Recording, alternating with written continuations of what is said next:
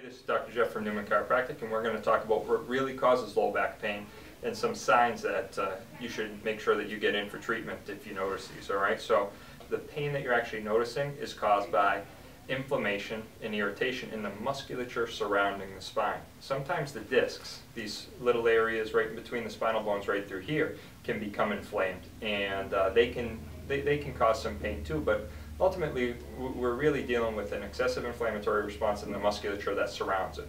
So when patients come in to see me, they say, well, is it a muscle issue or is it a spinal issue? I truly believe all the pain that we're noticing is muscular in nature. It's just a matter of the muscles being the ones that actually are right on top of the spine. So our chiropractic treatment treats that tissue, and we get great results with it. So back pain, again, is caused by the musculoskeletal system surrounding the spine becoming aggravated. Alright?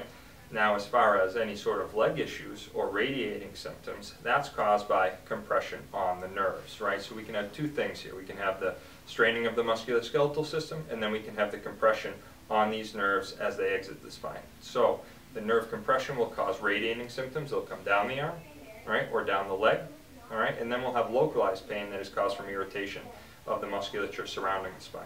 And what we do for treatment is we treat that musculature. We'll either massage that tissue or we'll traction that area and get some good blood flow and some healing blood flow to that irritated muscular tissue.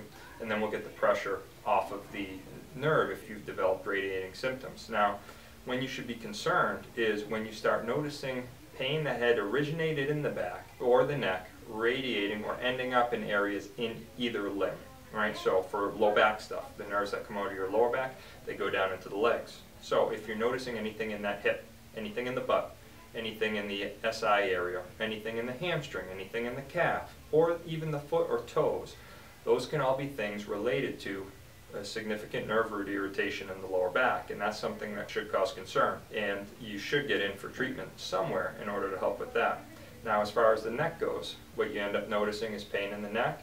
It can cause migraine-ish type headaches, all right? It will cause shoulder blade pain, pain onto the shoulder itself, and then it will end up down into the arm as well.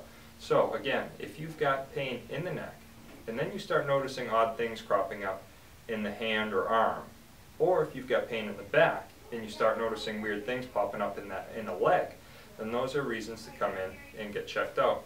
These can turn into more significant injuries like disc herniations and disc ruptures. And those are things way down the road that if alternative care therapies don't work for you, then that's ultimately what people end up having surgery on. So again, those red flag areas are in the neck, shoulder blade pain, migraine headaches, pain into the arm, or numbness or tingling into the arm. In the lower back, it's pain in the SI joint area, pain in the lower back, and pain into the limb.